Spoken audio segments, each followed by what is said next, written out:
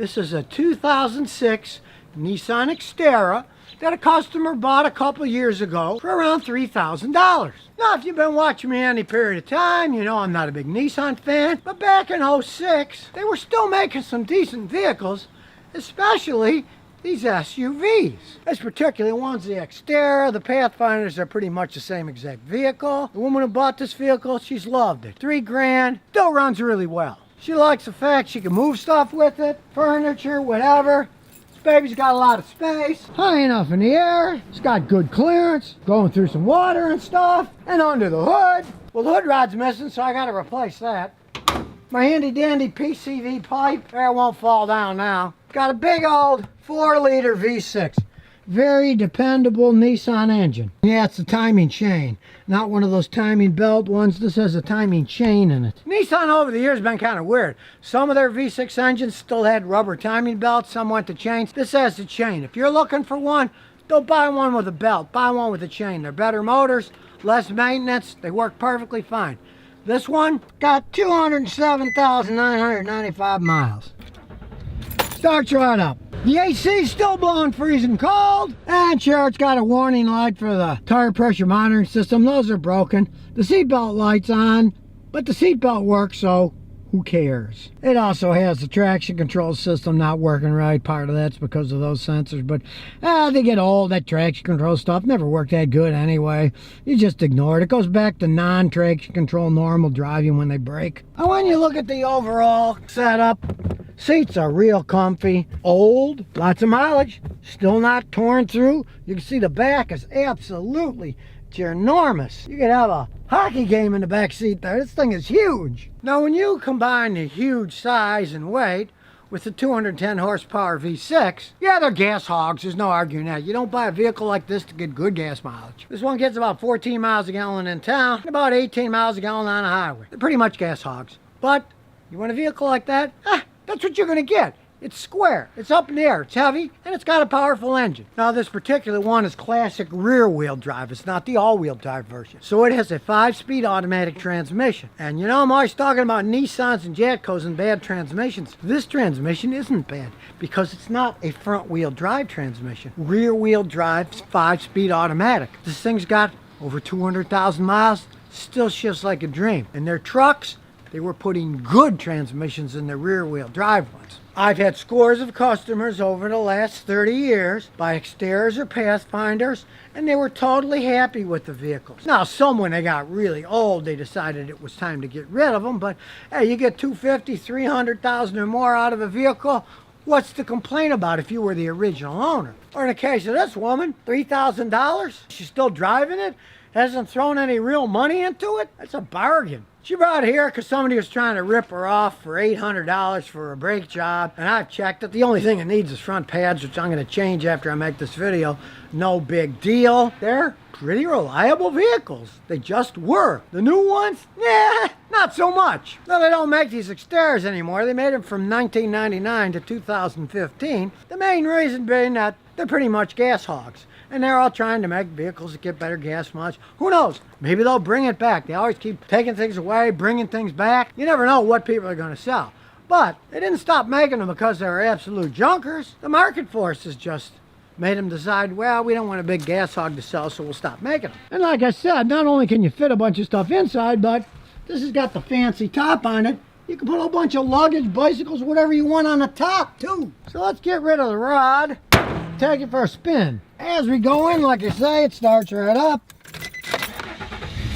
It's a stable driving platform, that's sure. You're up high enough in the air. Doesn't have much body roll. As you can see, when you step on the gas, the wheels are spinning because it's wet. This thing still has get up and go, still shifts smooth. Hey, 200-something thousand miles.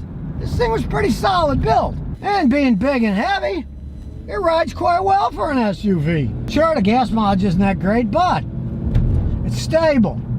This thing still has the original shocks, struts on it, still handles decent. For $3 grand, hey, not a bad deal, really. Hey, corner's fine. Sure, the windshield's got a big crack in it, but hey, it's not the car's fault. All in all, it's a pretty fun driving experience. As old as it is, it still goes, handles, brakes. Now, when this particular vehicle was new, It wasn't a particularly loaded one. It was two-wheel drive, not all-wheel drive. It's about $21,000, which was a decent deal back in the day. Look at it. 200-something thousand miles. Still run strong, shift strong, stop strong. They weren't bad cars. Hey, if you could pick one up that looks as good as this, that runs as good as this, 2 years ago for $3,000, now it's got over 200,000 miles, it's still going strong, I call that a deal. Because the only customers of mine that bought these things that weren't happy were people that did horrendous maintenance. They didn't change the oil enough, then the engine started burning up the piston rings because the oil was so low. I had one customer, they'd bring me it once a year, and they'd say, get it inspected, change the oil and service it. Well, I drained the plug and like half a quart of oil would come out. And I told them, watch the oil, change it, it burns some oil, add it in between. Then the next year, the same thing. Here it comes, half a quart of oil left. I tell them the same thing. Well, after 4 years of that, the engine finally was going out and they had to sell it. But if they would have changed the oil regularly and topped it up when it used some, they'd still be driving that thing around. Now, the modern Nissans, not so much. They're not solid built like these things were. And this thing wasn't even made in Japan. It was made in Tennessee. They obviously did a good job. 15 years later, 200,000 something miles, still going down the road, track's good, shift's good, AC still blows cold. They did a good job on this thing. Most of the parts are still original. Got the original air conditioner, alternator, ABS system. It's got a bunch of original parts still on it. The body's still in good shape. People have taken care of it. They haven't bashed into things, but you can see, if you cleaned up those wheels, they'd look a lot better. But hey, and the paint's faded on the bumper, but the bumper's still solid.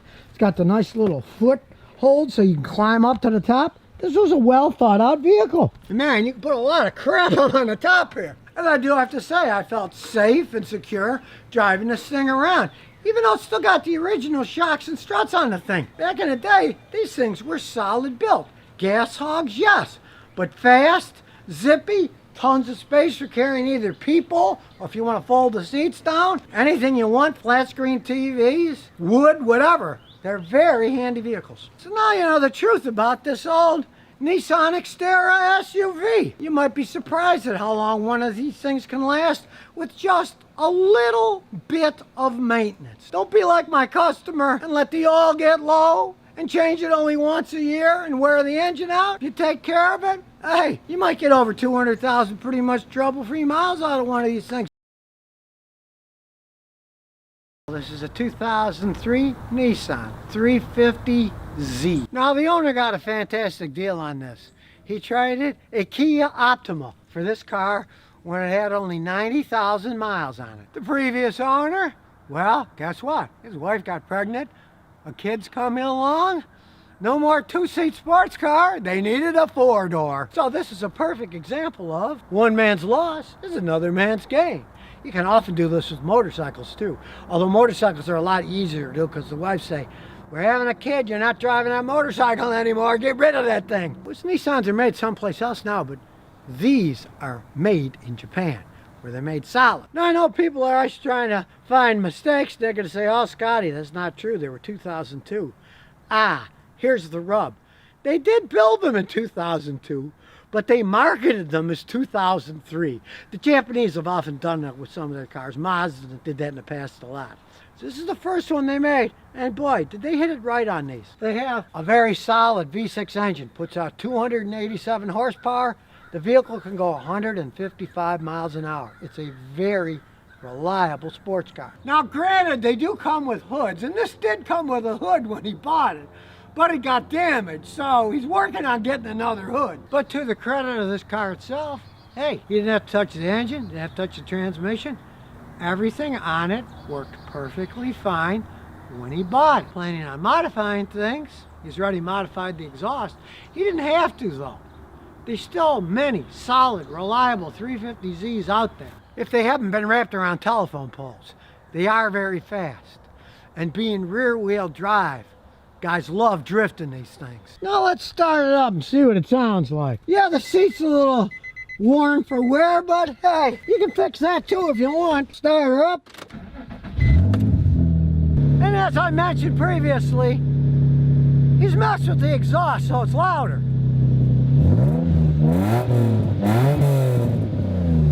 I have moved to Tennessee, and things here are a bit louder than they were in Houston. People are a little more open-minded about noisy vehicles. I can hear them, especially on a Friday and Saturday night when I'm lying outside. Now, as I said, now it's got 97,000 miles on it. He bought it with 90, and he has started to modify it. Check out the starlight he put on the top of the roof. I mean, that really looks cool, I gotta say. This would be something at night. Times are certainly changing, because when I was young, our big deal was putting red light bulbs in the dash so we could have red lights in the dash, you know? That was a big deal to us. Now, as you can see, it's a classic two-seater. It's made for two people. The back is just to haul stuff, and since it's kind of a hatch, there's room to haul stuff. But they're very comfortable seats. They fit you well. They're great for zooming around in. And if you check down here, you'll see, I believe he's adding nitrous to it. A little boost there with the nitrous button. Not a bad idea if you really want to fly. Now, of course, the nitro boost doesn't last all that long, but it can boost this thing up to about 350 horsepower. You really got a screamer for a short period of time. And of course, if you do it right, you can't even see it. It's hidden away. A real sleeper car if you want to add that kind of stuff on. And these are pretty reliable engines to boost. Just don't try to boost a stock engine like this more than 400 horsepower. Past that, you're going to have some problems. Now, this owner is going for performance. You can see he's actually lowered it. He wanted it lower for better cornering. So you can do a lot of modifications of these things relatively inexpensively. Just like the car itself, they're still relatively cheap. Here in Tennessee, there's plenty of them you can get in pretty good shape for $5,000, $6,000. And when you consider that when the new 400Z comes out, it'll probably be around $45,000. You get one of these babies for $5 grand or so, you can play around with it a lot and have a lot of fun for a lot less money than that. Start it up and take it for a ride. Now that we're in a nice, safe area with no people, no houses, no anything, let's see what this thing can do.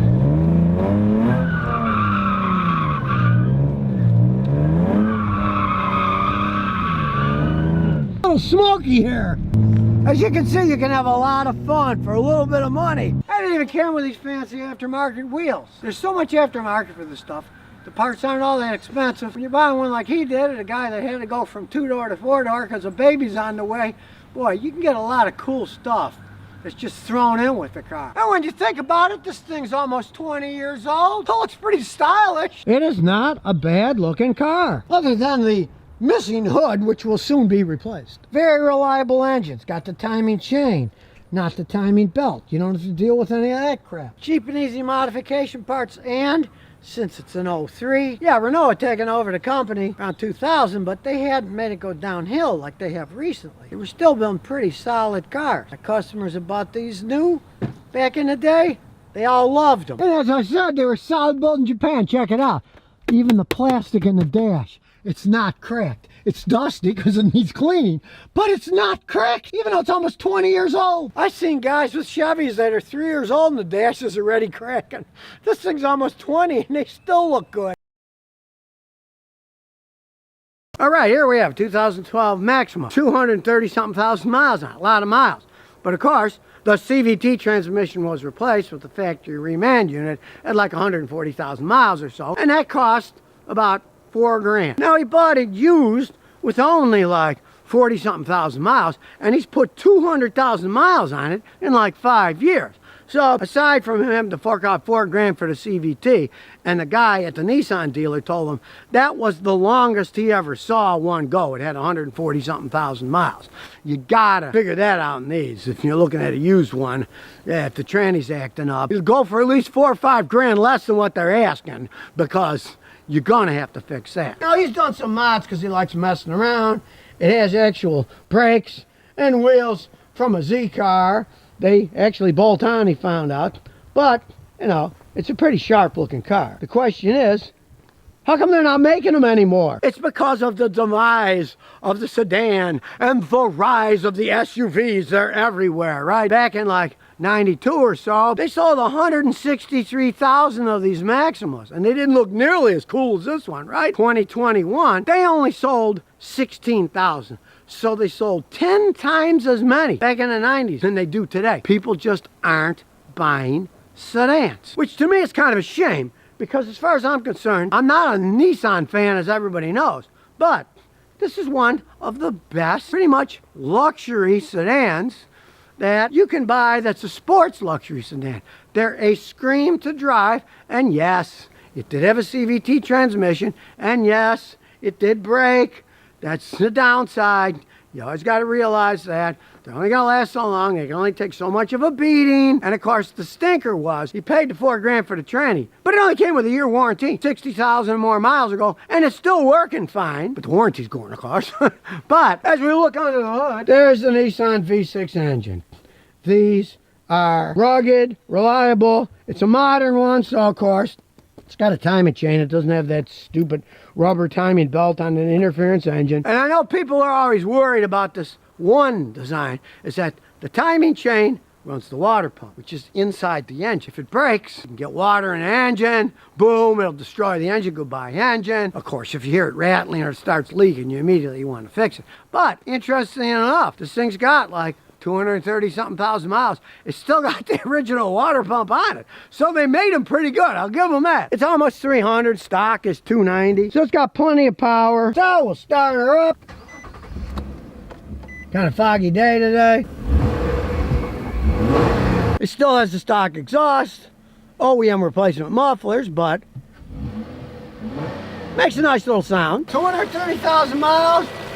It's a pretty quiet engine. What you're hearing there is just the fuel injectors. They make a little noise as they age, but it's still got tons of power left. He upgraded with the Z brakes, rotors, and tires and wheels because they fit. Got a really nice interior, lots of leg room, relatively big trunk, and in the winter, up north there, he's got a set of snow tires for all four around. The only problem there is he can't go through deep snow because the car's too low to the ground.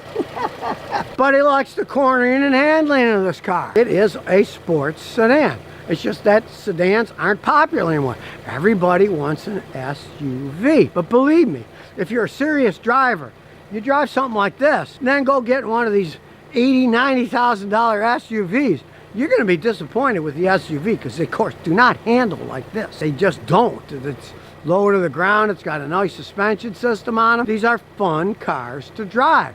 And in his case, he bought the car for 14 grand and he's put almost 200,000 miles on it. So he's certainly getting his money's worth out of the thing. Other than that CVT transmission that he had to be replaced.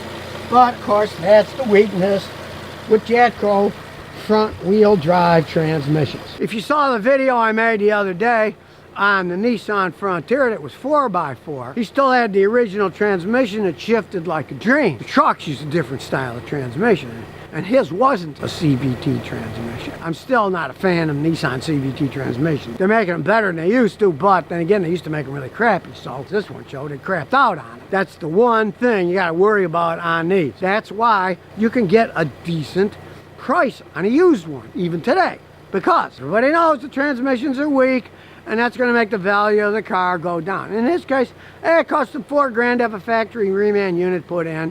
What the heck? Goes good now. He's just hoping that the warranty's gone, that it's not going to break again, but, you know, crap happens. And think about it. Even if 2-3 years from now it broke. So if he paid another $4 grand and replaced it, hey, beats the heck out of buying the average new car these days, which is about $46,000. So that's 10 transmissions, huh? Layout with the tach, speedometer, got the FM on. Since it's older, it does have a CD player. It's got satellite on it.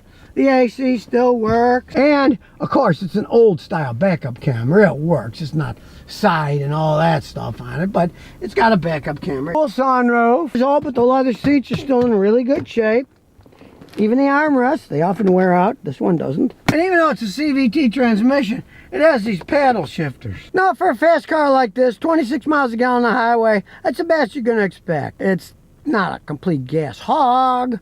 In town, it sort of is. It's about 16 in town. But, you know, it's not bad. So let's take it for a spin. Now it's low to the ground and it handles well. And being low to the ground, you're going to feel bumps here and there. That's what people have to understand. Especially with these fancy wheels and tires, you're going to feel the bumps a little bit more, but it's going to handle a lot better. If you're the type of person that is more into the ride than the handling, you would not put these Z tires and rims on them. you go back to the stock ones. He even admits with the snow tires it rides a lot smoother because, of course, snow tires aren't low profile. It's smooth acceleration, and it's funny because it does have paddle shifters, but it's a CVT transmission. So all that stuff is fake. It makes you feel like you're shifting, you aren't. It does not have gears, and you're not shifting gears. So really, put in drive and drive it. It's fun enough. Even the owner laughed at the paddle shifters when he, what's this about? But I guess since it's a sports sedan, they want to give it a sports look. Just leave it and drive. Works perfectly fine. It's a foggy day, but really, there, you can see. It looks very beachy. It's blue and beachy, but it's gray in the real world. Now you consider the guy's put almost 200,000 miles on it since he's bought it in 5 years. He did have to pay the $4,000 for the transmission, but even at that, he's getting his money's worth out of the car.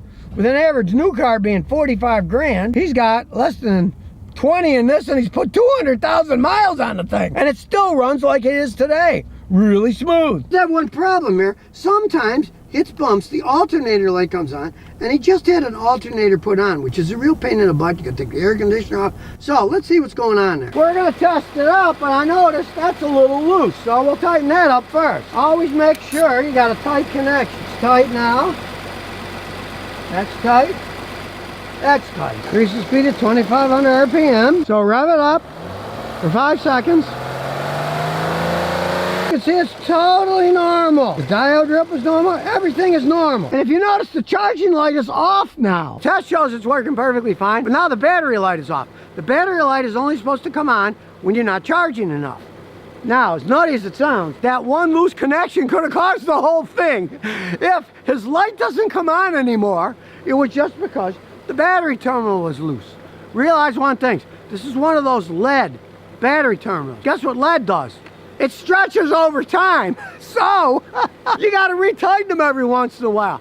That's why most Toyotas, including this Matrix, they don't use lead. They use copper, they use steel. You gotta spray them to keep them clean so they don't corrode. But you don't have the hassle of, you gotta retighten lead. Now lead is good because it conducts electricity great. So there's nothing wrong with using it, but realize, if they're lead, you gotta tighten them up every once in a while because lead's soft, it's vibration, and it'll get loose. Well, he'll tell us later if the light ever comes back on, but it's charging, and after tightening that up, shows everything's working fine, but it was just that loose terminal. So here's a beautiful Maxima, even though it's got 233,000 miles, still runs quite well. It's a shame that they're not going to be making them anymore, but sedans are kind of fading away, and everything is going to SUVs. If you're thinking about getting one, my advice, do it sooner than later. You only paid 14 grand for the car, 40,000 miles on it. Hey, you're not going to be finding things like that anymore. And as time goes on, they'll probably go higher and higher. So it's just a shame they got the CVT transmissions. There's guys out there, and they'll swap standard transmissions in them because a lot of the Z parts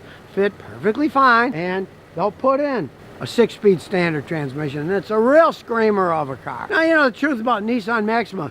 They're going away. They're not going to be making them anymore. And their height was in the 90s when they sold 163,000 in 1 year. Last year, they only sold 16,000, 1/10 the amount. But that doesn't mean they're bad cars, other than the CVT transmissions. But then again, it did go 143,000 miles before it crapped out. So if you never want to miss another one of my new car repair videos, remember to ring that bell.